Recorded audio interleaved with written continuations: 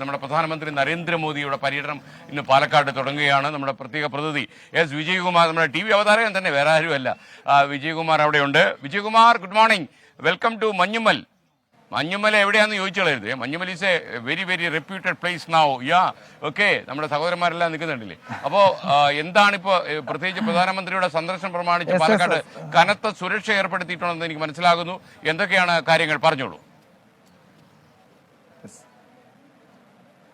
SKN, good morning. മഞ്ഞുമലിൽ നിന്നുള്ള programme ഞാൻ അതിൻ്റെ തുടക്കം കണ്ടുകൊണ്ടിരിക്കുകയായിരുന്നു. അപ്പോൾ അത് ഗംഭീരമാവട്ടെ. അപ്പോൾ ഞാൻ നിൽക്കുന്നത് പാലക്കാട്ടാണ്. ഇവിടെ അഞ്ചുവിളക്കിന് മുന്നിൽ നിൽക്കുന്നു. ഇവിടെ നിന്ന് 10:30 പ്രധാനമന്ത്രിയുടെ റോഡ് ഷോ ആരംഭിക്കും. അദ്ദേഹം ഇന്നലെ കോയമ്പത്തൂരാണ് ഉണ്ടായിരുന്നത്. കോയമ്പത്തൂരിൽ നിന്ന് രാവിലെ ഹെലികോപ്റ്ററിൽ അദ്ദേഹം മേഴ്സി കോളേജിൻ്റെ ഗ്രൗണ്ടിലെത്തും. അവിടെ നിന്ന് ഇവിടേക്ക് റോഡ് മാർഗം എത്തും. തുടർന്ന് നമ്മൾ ഈ നിൽക്കുന്ന ഈ ഭാഗത്ത് നിന്ന് അദ്ദേഹത്തിൻ്റെ റോഡ് ഷോ ആരംഭിക്കും. ഏതാണ്ട് 1 കിലോമീറ്റർ ദൂരത്തോളമുള്ള അദ്ദേഹത്തിൻ്റെ റോഡ് ഷോ ആണ് ഇന്നിവിടെ നടക്കുന്നത്. 3 സ്ഥാനാർത്ഥികൾക്ക് വേണ്ടിയുള്ള പ്രചരണത്തിന്റെ ഭാഗമായാണ് പ്രധാനമന്ത്രിയുടെ ഈ റോഡ് ഷോ.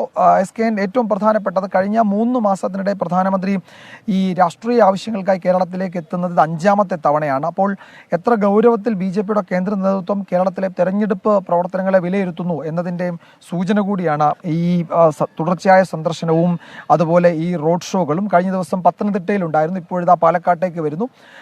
തന്നെയുമല്ല, ദക്ഷിണേന്ത്യയിലെ BJPയുടെ മിഷൻ സൗത്ത് എന്നതൊരു പ്രത്യേക പ്രോജക്റ്റ് തന്നെയാണ്. കഴിഞ്ഞ തവണ BJPക്ക് 130 സീറ്റുകളിൽ ദക്ഷിണേന്ത്യയിൽ 30 സീറ്റുകളാണ് ലഭിച്ചിരുന്നത്.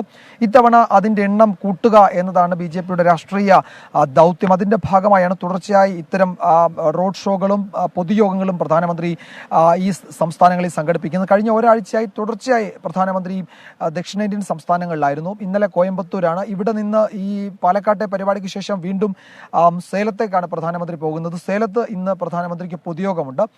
മറ്റൊരു പ്രധാനപ്പെട്ട കാര്യം കൂടിയുള്ളത്, പട്ടാളി മക്കൾ കക്ഷി എന്ന തമിഴ്നാട്ടിലെ പ്രധാനപ്പെട്ട രാഷ്ട്രീയ പാർട്ടി BJPയുമായി സഖ്യത്തിൽ ഏർപ്പെട്ടിട്ടുണ്ട്.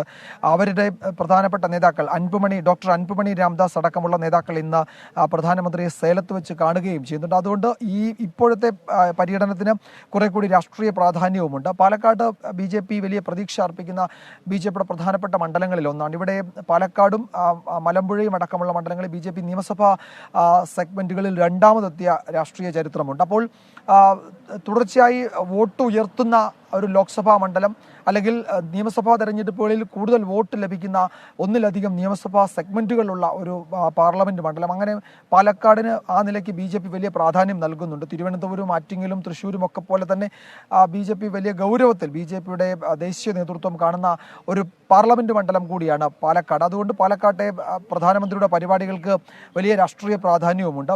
BJPയുടെ സംസ്ഥാന നേതാക്കളാകെ ഇവിടേക്ക് എത്തുന്നുണ്ട്.